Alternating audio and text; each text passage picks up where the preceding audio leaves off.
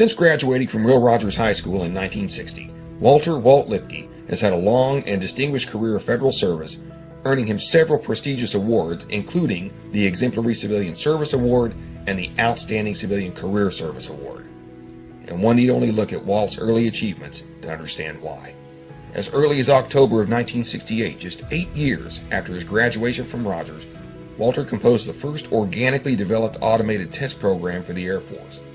During his tenure as a manager, his organization delivered test programs for major weapon systems such as the B-1 and B-2 bombers.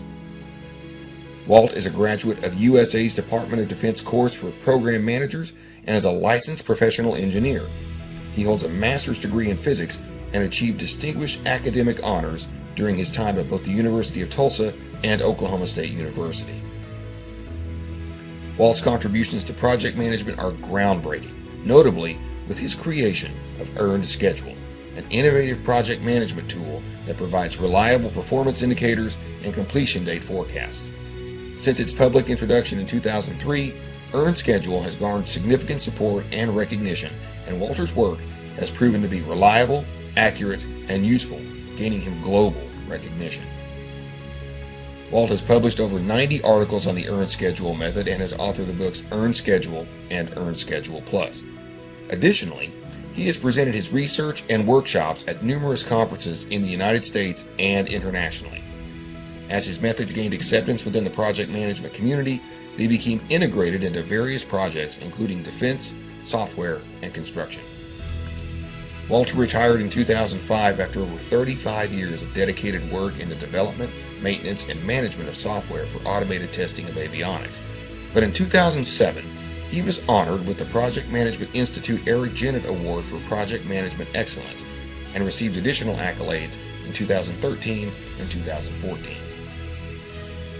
In 2017, the Australian Project Governance and Control Symposium went so far as to establish the annual Walter Lipke Project Governance and Control Excellence Award in his honor. Beyond his professional achievements, Walt is an active member of his community. He has served as a deacon, member of the Outreach Committee, and chairman of the Scholarship Committee at First Christian Church in Norman, Oklahoma. Notably, he initiated and developed a scholarship program to support students in need, coordinating with the University of Oklahoma and mentoring the participating students. Walt Lipke's legacy continues to influence project management and practices worldwide, and his dedication to advancing the field is a testament to his passion and expertise, and it all began in the halls of Will Rogers High School.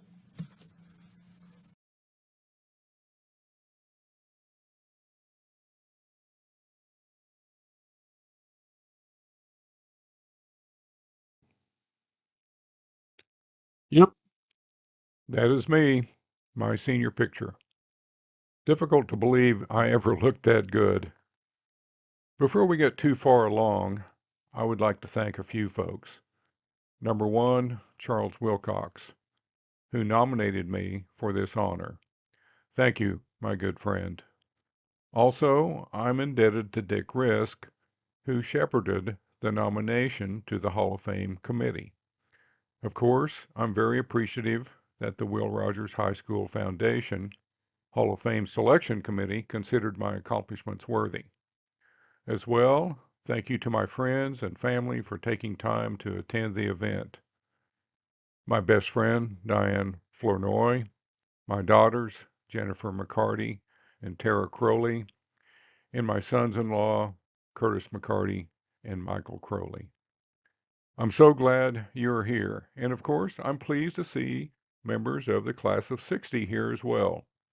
I'm no stranger to this stage. Here are a couple of photos of me on the Will Rogers High School auditorium stage in the early 1950s, nearly three-fourths of a century ago. Oh my, that is a long time ago. Anyway, I was a Cub Scout. Our Cub Scout pack put on annually so-called talent shows to raise money for the scouting programs. I walked the streets of Tulsa for hours selling the tickets. The top 3 Cub Scouts in sales received prizes. I received a knife one year. In the photo on the right, I was a bridegroom at a shotgun wedding, of which, at the time, I had no understanding. In the photo on the left, I was a can-can girl. I think the mothers teaching us the dance routines enjoyed this performance much, much more than did the boys. From those, from the class of 60 in attendance, possibly you can recognize classmates in the photo. One for certain is George Jarman. Well, so much for nostalgia. Now the question, am I deserving? The question you may be wondering. The answer, who knows? To make selections for the Hall of Fame, I would guess, is difficult. There will be people who support the selection and those who don't. There will always be differences of opinion and controversy. That's just the way it is for any honor. For my nomination to have come through the process, wow, what a wonderful honor and gift. Thank you to the Hall of Fame Selection Committee. Well, what did I do? My physics research as a graduate student of applying nuclear magnetic resonance to human tissue contributed to the creation of medical magnetic resonance imaging, MRI. My leadership in software process improvement created possibly the best software group in the world for a particular type of software. My work in the creation of the project management method earned schedule has provided new schedule performance analysis methods now accepted, taught, and used throughout the world. Regarding earned schedule, I have published close to 100 articles, along with 3 books, and made presentations internationally. As well, I've created an online training course, which I provide freely to anyone upon request. In addition, I host a website for Earned Schedule, providing free access to my spreadsheet calculators, as well as published papers and presentations contributed by myself and authors from across the world. Does this warrant honor? Maybe, but you be the judge. The Hall of Fame honor, as I understand, is to be an incentive and an aspiration for the current Will Rogers High School students. Hopefully, what I have to say here will be consistent with that objective. Students, do you see yourself as just an ordinary person? In many instances, possibly most, great things are achieved by ordinary people. Know this: Einstein wasn't always considered great. He was just a fellow, evaluating patent applications until his flurry of papers were published in 1905. No one at the time thought him to be Einstein, the great physicist. So, the lesson I'm attempting to convey is significant and wonderful contributions in all sorts of ways are very probably in all of us. The next thing is sometimes the achievements are recognized and oftentimes not, even though they may be incredible. My creation of Earned Schedule could have easily been overlooked and completely ignored. And if it had, I would not be here on this stage at this time. Being overlooked happened to J. Robert Oppenheimer, the physicist known for the development of the atomic bomb. Prior to World War II, Oppenheimer published a paper in 1939 on black holes. According to Catherine Carson, a historian of science at the University of California, Berkeley, Oppenheimer's work on neutron stars and black holes was not understood to be terribly significant at the time. His work was worthy of a Nobel Prize, but was ignored. Good fortune and timing are so important in the case of honors and recognition. It wasn't until 2019 that an image was created of an actual black hole. Oppenheimer's work was too far ahead, and so, to the students, my advice is, for your life and career, focus not on honors, but simply doing the job well. whatever it may be. Accept responsibility, be curious, have initiative, be creative, and extend yourself when confronted with the seeming impossible.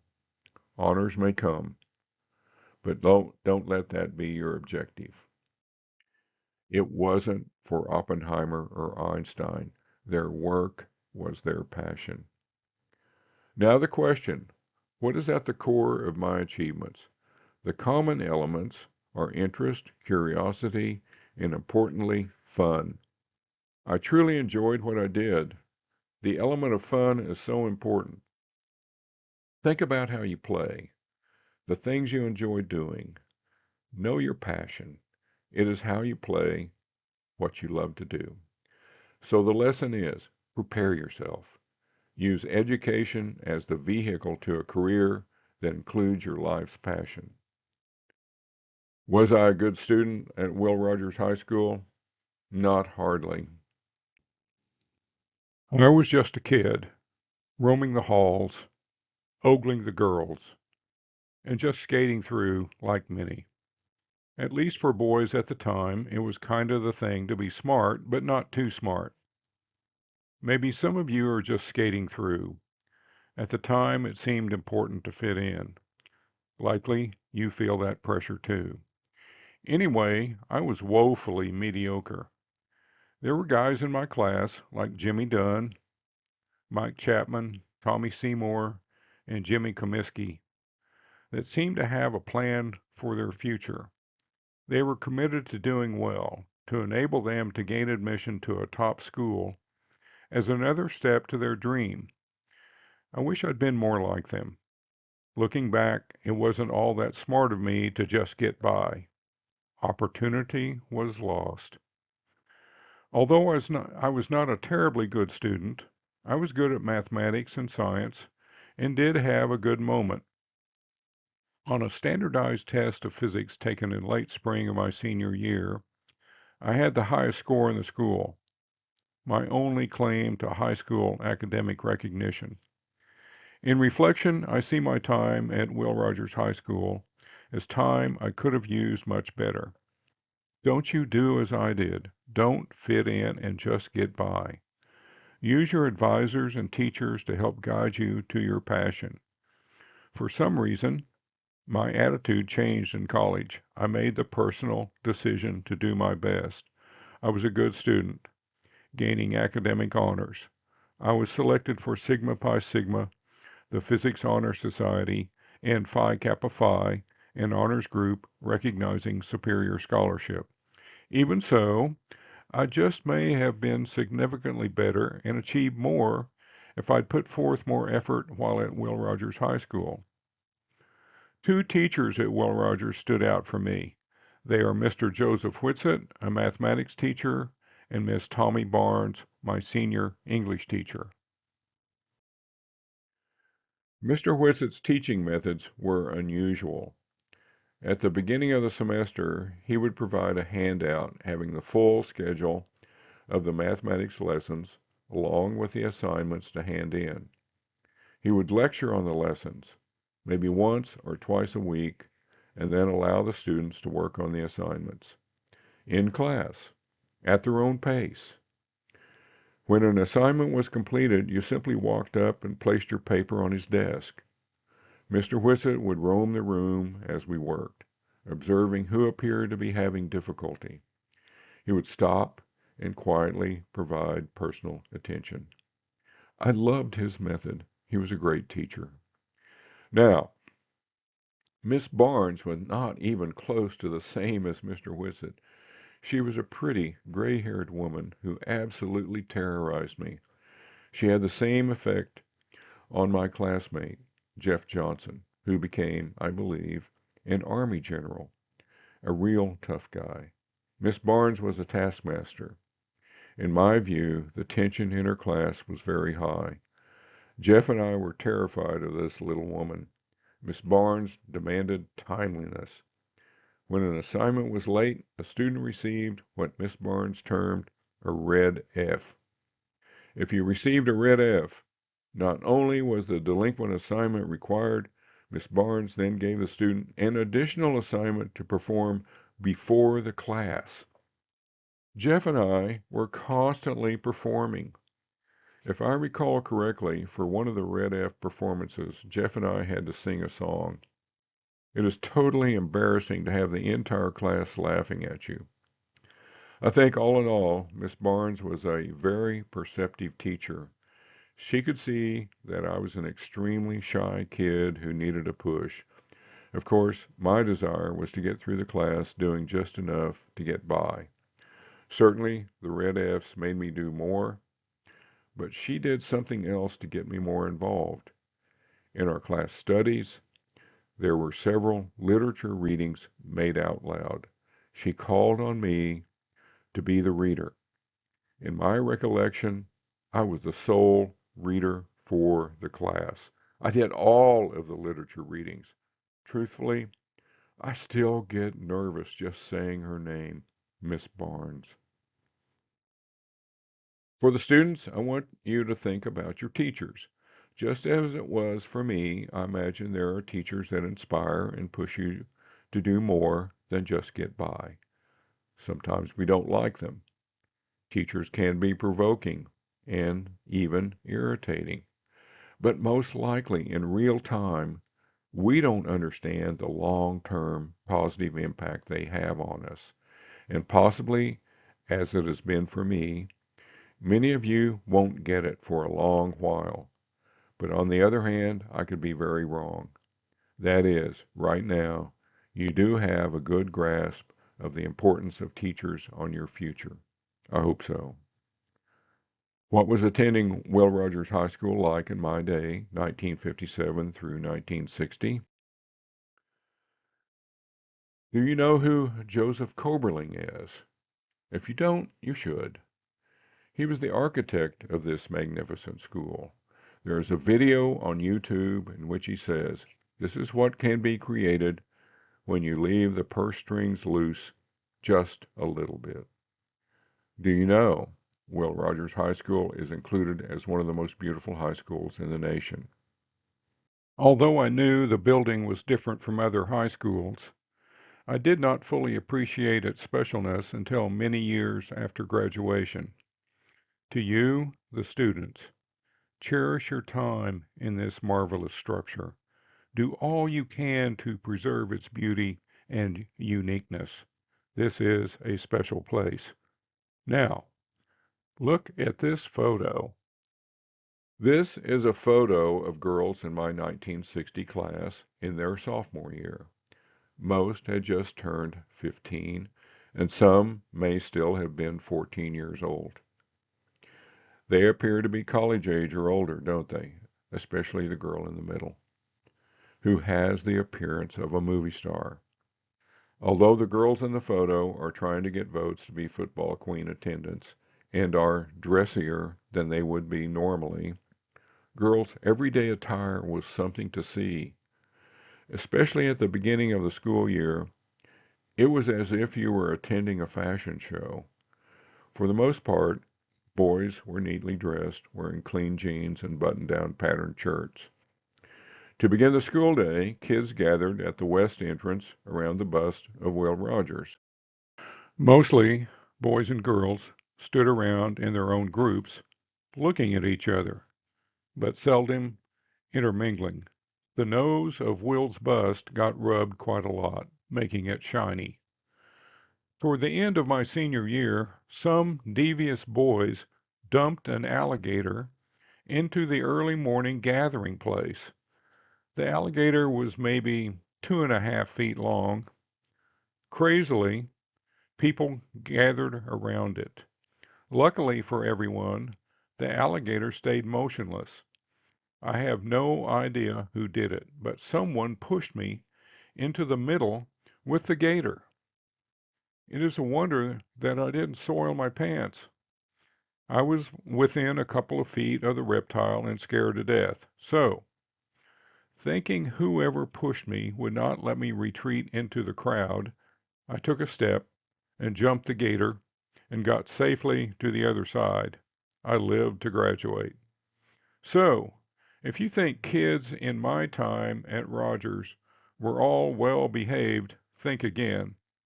We had our share of ornery. However, I do not wish to lead students into misbehaving and possibly causing serious injury. So, please, please do not use this story as an example of what to do to close out your senior year. If you do some research and view the yearbook from the class of 1960, you won't see a black student or any black faculty. Sadly, we attended school in the time of segregation.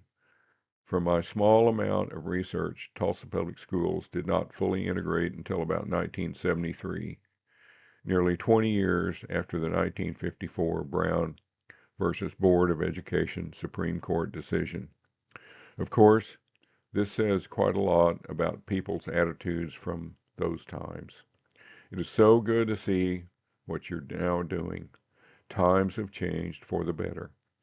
Later, after the ceremony, if students would like to talk with me about segregation in those times, I have a couple of stories that you might find interesting. When I retired from my engineering career in 2005, I began hanging out at Panera Bread in the morning and having coffee with other retirees. During the conversations, I learned one of the old timers had grown up in Tulsa. His name is Morris Hackler, spelled like Maurice, but pronounced Morris. He was a World War II vet and had flown 35 bombing missions into Germany. As we talked, I learned his folks had helped build University Methodist Church, which is located about a half-mile west of here. That was the church I attended. As well, I found out Morris attended Will Rogers High School and was in the first graduating class. When you go out to the South Oval, take a look at the senior bench. His name is etched in the concrete. I was lucky to have met Morris and so glad to have had the opportunity to get to know him. Before I close out my speech, I would like to speak specifically to students about blunders. My story is primarily focused on the boys. Take a look at this photo. This is a photo of Julia Hanks. She is gorgeous, isn't she? When we were sophomores, Julia and I had classes in adjoining classrooms right after lunch. Goofing off before the bell rang and class commenced, Jimmy Binkley and I would sail paper airplanes out the second-story window by the stairway. Boy stuff. Anyway, a dance was coming up. It was semi-formal. After several days of procrastinating, trying to get my courage up, I finally walked down to Julia and asked if she would go with me to the dance. Incredibly, she said, yes. I walked back to where my buddy Jimmy was and told him, I have a date with Julia. He was beside himself. It was like I had hit a home run in the bottom of the ninth to win the World Series. Now comes the blunder. On the day of the dance, I was to play in a basketball tournament in Oklahoma City. It wasn't until about 3 days before the dance that I realized I had a conflict.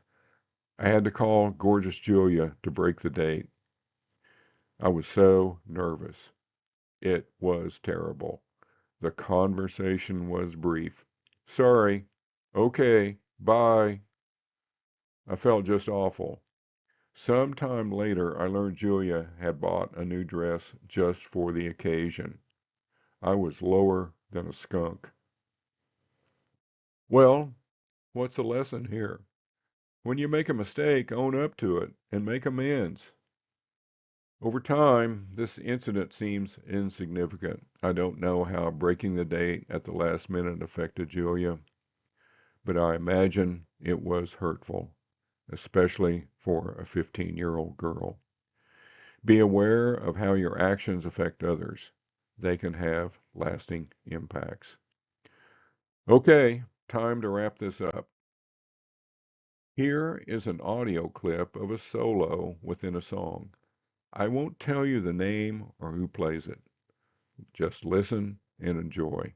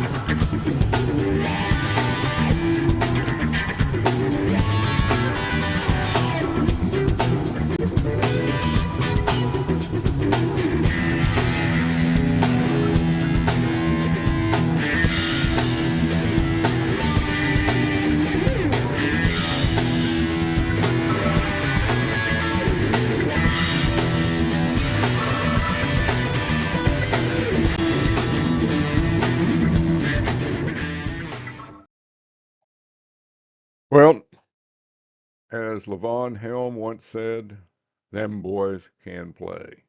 If Levon is unknown to you, he was the drummer for the band, the group that backed Bob Dylan. During my high school years, rock and roll was just beginning. Elvis was big, as was Buddy Holly, my favorite. In that time, there were local bands made up of kids about the same age as me. They played for dances around Tulsa. Oftentimes, I would come home after hearing them and ask my parents, were local musicians and vocalists better than the stars of their big band in Frank Sinatra era? What I was hearing and dancing to was exceptional. As you likely know, if you have interest in popular music, the kids from that time in Tulsa's local rock and roll bands have had a huge influence on rock music. Their style and way of playing became known all over the world as the Tulsa Sound. As high school kids, we were so lucky to have experienced its genesis. It is what we dance to. The Tulsa Sound is an amalgam of a lot of music genres: old country, such as Bob Wills, gospel, old black blues, Jimmy Reed and Muddy Waters, jazz, big band, early rockabilly, and black rock and roll for sure.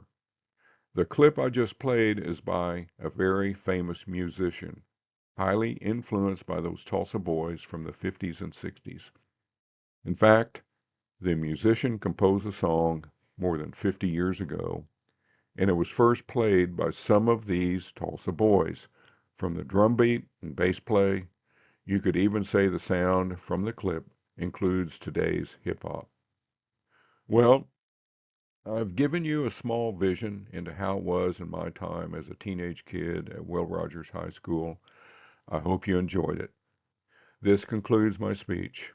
I hope you got something from it, and importantly, I hope I have provided encouragement to the students. I'm truly grateful to be included in the Will Rogers High School Hall of Fame. Thank you to the principal, Cindy Largent Williams, and Will Rogers High School for hosting the event. Thank you, everyone.